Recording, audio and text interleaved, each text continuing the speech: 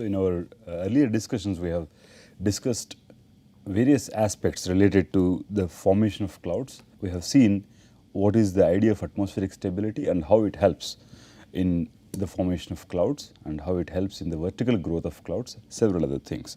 So, we carry out some mathematical treatment to understand the vertical stability of atmosphere. So, in our earliest understandings, we have seen that atmosphere to a very large extent over a large scale, several hundreds or thousands of kilometers, we always assume that it is always under hydrostatic balance. Hydrostatic balance is the one which results when the force due to the gravitational pull equals the pressure gradient force. So, in the atmosphere, starting from the surface, the pressure decreases as you go up, and so that means that every air parcel has a natural tendency to go from a high pressure region to a low pressure region. So, but the same air parcel is held to the gravity. So, when these two forces balance each other, the force due to the pressure gradient and the force due to the gravity balance each other, we say that the atmospheric air is existing in hydrostatic balance. Fine. So, now what we will do is, let us say over small scales, if there is convection or if there is a movement of air in the vertical directions, we say that there is a deviation from the hydrostatic balance. So, the hydrostatic balance is very well expressed with the help of the equation, let us say, which is dP over dz is minus rho g. So, P is the pressure and z is the vertical dimension height, rho is the density and g is the gravity, right. Now, according to the air parcels approximation that we have just seen, we assume that any air parcel that is suspended in air is always existing at the same pressure in comparison to the environment. So, here we treat the air parcel as an entity, we treat the variables inside this air parcel as let us say pressure with a P, pressure, density and let us say temperature. These are the variables that are associated with the air parcels, okay. And parameters or the physical parameters associated with the environment are treated differently without a prime. Now, one approximation of the air parcel is such that pressure inside the air parcel is always equal to the pressure outside. So, if this air parcel is kept at let us say 500 HPA height, then this air parcel is inside this air parcel the pressure is also 500 HPA, like that, right. So, this is one very important approximation for us to carry forward this mathematical treatment. Okay. Now, let us say if the air parcel is absolutely balanced by these two forces, the gravity and the pressure gradient. So, we say that the air parcel should remain stationary. So, it should not move either in the vertical or in the horizontal or in the any other direction. But if the air parcel is now given a small impulsive force such that it moves up, then we say that the air parcel is moving non-uniformly, or due to the application of this force, there is a net acceleration in the upward direction. That means, there is a net acceleration such that d square z by dt square is positive, or in this case let us say it is simply non-zero. That means that, so the acceleration of the parcel can now be written as d square z by dt square is equals to minus rho prime g minus dp prime by dz. The rate at which its position changes with respect to time, or the velocity changes with respect to time, is the imbalance between the gravity and the pressure gradient force. So, this is the simple equation of motion. Now, we need to let us say if we write in simple terms, z double dot is equals to minus g minus 1 by rho prime d p prime divided by z dz. So, if there is a small imbalance between the gravitational force and the pressure gradient force, this imbalance, the net difference between these two forces will result in some acceleration given by this.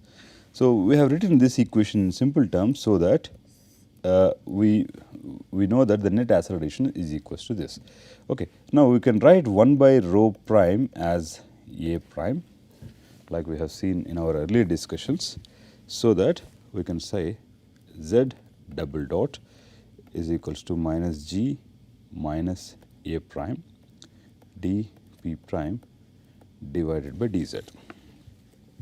Now, as per the assumption number 5 of the air parcel, we say that the pressure inside the air parcel is always equal to the pressure of the environment.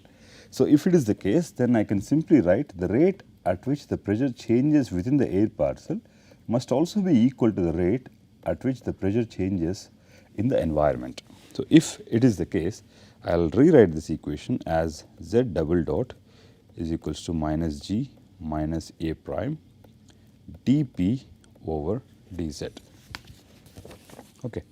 So, I have not changed anything, I just changed P prime to P using the air parcel approximation. Then we say we rearrange this equation for mathematical simplicity. So, this is G times minus 1 plus A prime divided by A.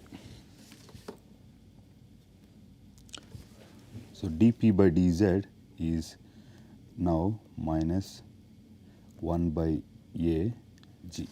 So, using this into this, which we can write as G into A prime minus A divided by A, which is also equal to G into rho minus rho prime divided by rho prime. So, what is this? So, this is the acceleration. The acceleration should be equal to force per unit mass. So, the right hand side of this equation is equal to the force per unit mass, or let us say, so this force per unit mass is the difference between the vertical pressure gradient force and the gravity. This is also called as buoyancy. So, the force that arises due to the difference between the pressure gradient force and the gravity is also called as the buoyancy. Okay. What is this? The buoyancy of the parcel, right. Now, so what we have now, we need to solve this equation. So, we simply have a second order differential equation where the acceleration is equals to force per unit mass. We need to solve this equation, and the solution of this equation will represent how the parcel will move as a function of time. So, we simply have this. So, d square z by dt square is simply g times rho minus rho prime divided by rho prime. So, we need to solve this equation to understand the air parcel's movement as a function of time. Now, let us write this equation in terms of thermodynamical variables. Let us say pressure is equals to rho Rd Tv, where Tv is the virtual temperature. So, instead of the temperature, I am using the virtual temperature. This is for the environment, and if I write for the parcel, I should write P prime, which is again equal to P is equals to rho times rho prime times Rd again and Tv prime. So, Rd is the universal gas constant of the dry air, Tv is the virtual temperature, Tv prime is the virtual temperature inside the air parcel, right. So, here ideally if I want to write equation in terms of temperature, then depending on the temperature and the density of the gas inside the parcel and outside the air parcel, the gas constant R should be different. Right. So, so in order to use the same gas constant, I replace the temperature with the virtual temperature. So that is the way that's where the basic definition of the virtual temperature comes into existence, right? So we use the virtual temperature for this purpose only. So the density is of course assumed to be different. So we have the same gas constant RD, and the virtual temperature inside the air parcel is Tv prime, and the virtual temperature outside the air parcel or the environment is Tv. Right. Now let us substitute these two equations. Let's call this set of equations as A. Substitute this set of equations into, let's call this equation as equation number 1. So we say that substitute set of equations in A into 1. So now we will write Z double dot is equals to G times P by RD Tv minus P by RD Tv prime divided by P by RD Tv prime, that is equals to G times 1 by Tv minus 1 by Tv prime divided by 1 by Tv prime, which is equals to G times Tv prime minus Tv divided by Tv. So Tv prime is the virtual temperature inside the air parcel, Tv is the virtual temperature of the environment, right. Now let us say this equation is equation number B. Okay. So now what we are interested is, now earlier we had the equation written in terms of the densities of the air parcel and the environment, and this we have transformed that expression into expression involving double derivative of the position of the air parcel and temperatures of the air parcel and the environment, right. Now let us assume the air parcel is now situated at Z is equals to 0. So Z is equals to 0 is the position of the air parcel at T is equals to 0, right. Now the basic idea is, if you displace it by applying an external force, or if there is an imbalance between the horizontal vertical pressure gradient force and the gravity, the parcel will move. The parcel will move such that there is an acceleration, right. If the parcel is moving with a uniform velocity, that is the velocity remains constant with respect to time, then the acceleration will be 0. But if there is an external force that has been applied, there should always be an acceleration, right. Now what we are interested to find is, as time changes, let us say from T is equals to 0, as the time changes linearly, right, what will happen to the position of the air parcel? What will this position depend on what parameters, right. Now, so we want to find out that. So at any given height, the temperature will change. The rate at which the temperature changes with respect to the height will also change. So what we want to do is, we want to see how the temperature Tv and Tv prime change with respect to the height. So what we do is, we'll make a Taylor expansion of Tv and Tv0 about Z is equals to 0. So for very small changes in Z is equals to 0, so the displacement, let us say the displacement is very small, Z is much less than 1. So we want to see how the temperature changes with respect to Z. Okay. So we will expand the Taylor series expansion for virtual temperature. So Tv is Tv0. Tv0 is the temperature at Z is equals to 0, right. So Tv0 plus the rate at which Tv changes plus half d square Tv by dz square into z square, right. So similarly this is for the environment, and similarly for the air parcel.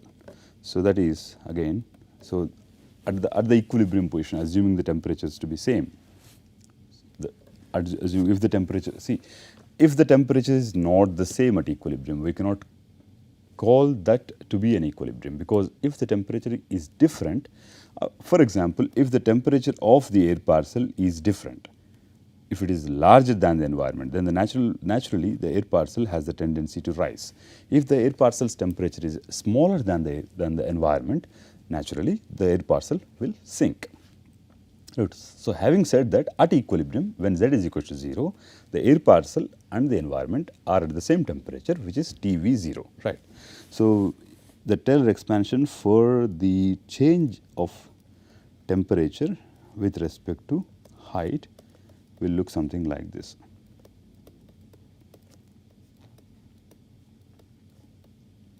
Right. So, what do you see? You see that the temperature Tv is equilibrium temperature Tv0 plus something, and this could be this the expanded terms generally don't they won't be as significant as the average term that has been written in the beginning, right. So, we neglect all the higher order terms, right, higher order terms in z square or second order derivatives of the temperature. So, these terms can be neglected. So, let us call this set of equations as C, and now we will use equation number C in B. Okay. So, let us say, so we will define this derivative. So, dTv over dz, that is the rate at which the temperature, the virtual temperature changes with respect to height for the environment is defined as gamma v, the lapse rate minus gamma v, because it is decreasing, the lapse rate of the environment. Similarly, dTv prime by dz can be written as minus gamma v prime, right. So, we will use this into equation number B, and we will see how it looks like. Okay. So, let us say this is equation number D using D in C. We can write, so Tv is Tv0 plus minus gamma v times z, and Tv prime is equals to Tv0 plus minus gamma v prime z. Okay. Now, using them, using the virtual temperature of the environment and virtual temperature of the air parcel, in the second order equation of motion, we can write z double dot is equals to g times T v0 minus gamma v prime z minus T v0 plus gamma v z divided by T v0 minus gamma v z, which simplifies to g times gamma v minus gamma v prime times z divided by Tv0 minus gamma v z, right. So, in the beginning we had this expression in terms of the densities, then we transformed this equation in terms of the virtual temperatures, then we transformed this equation in terms of lapse rates, right. So, gamma is the lapse rate, gamma v is the lapse rate of the environment, gamma v prime is the lapse rate of the air parcels. They simply say the rate at which temperatures are changing in the air parcel as well as in the environment, right. Now, let us do some mathematical simplification for the term in the denominator. So, let us say, so this is the original equation stands as it is. So, z double dot is now written as g times gamma v minus gamma v prime times z divided by Tv0 minus gamma v z. So, we need to solve this equation, that is it. I mean, we need to find out what will be the position z with respect to time subject to the changes on the right hand side. So, if gamma v is greater than gamma v prime, what will be z, what will be z like? I mean, how do you write the analytical form of z? Will the analytical form of z change if gamma v is greater than gamma v prime, or if it is less than gamma v prime, things like that, right. So, in order to do that, we will make some more algebraic simplification. So, let us say 1 by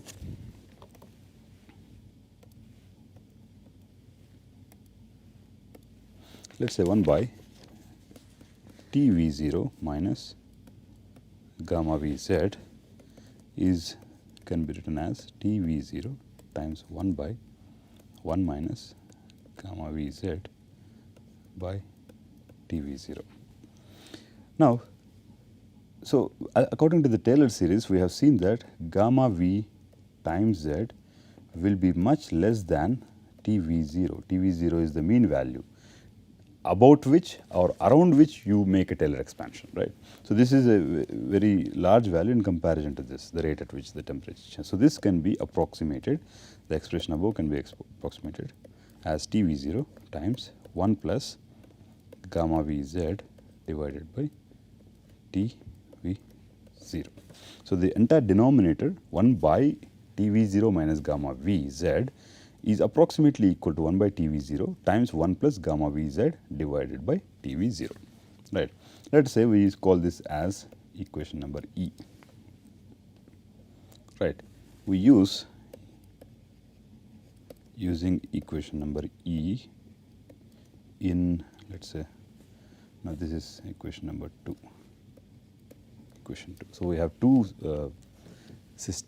two different numberings going on parallelly, right, A, B, C, D and 1, 2, 3, 4, right. Using E in 2, we will write Z double dot is equals to G times gamma V minus gamma V prime times Z into 1 by T V 0 times 1 plus gamma V Z divided by T V 0. So, this is, you have to multiply this with this. So, G by T V 0 can stay outside. So, and then if we neglect terms, because there is a Z here and there is a Z here, terms with Z square. Why do you want to neglect terms with Z square? Z itself is very small. So, any incremental displacement from Z is equal to 0 is very small, that is the basis of your assumption. Now, if you want Z square to be neglected, you say that Z square is even smaller than compared to Z. So, if you do that, then the differential equation is Z double dot is G by T V 0 times gamma V minus gamma V prime times Z. So, what kind of differential equation is this? This is a second order differential equation by T V 0 times gamma V prime minus gamma V times Z is equal to 0, right. So, this is now, so this is the second order differential equation that you want to solve, right. Now, what does this equation signify? This equation gives you the position of an air parcel as a function of time, how it changes with respect to time, if there is an imbalance between the pressure gradient force and the gravity, right. So, if you solve this equation, the form in which Z can be written as a function of time will tell you how the air parcel moves with respect to time, right. Now, obviously, this equation, the solution this equation can accept will surely depend on the rate at which the temperature inside the air parcel changes in comparison to the rate at which the temperature of the environment changes with respect to the height, right. So, there are three distinct possibilities. I mean, the solution the solution Z of t which can satisfy this equation will depend on three unique possibilities. The three unique possibilities represent three different types of stabilities, let us say. So, one possibility is gamma V prime minus gamma V greater than 0, gamma V prime is equals to gamma V and gamma V prime less than gamma V, or gamma V prime minus gamma V is less than 0, right. So, these three possibilities will make the solution different each time for this differential equation. Right. Now, so we will discuss about these three possibilities. What are these three possibilities? How the solution will be different each time, and how the different solutions actually manifest different types of stability is going to be the topic of discussion for the next class. Okay. So, we will stop here. Okay.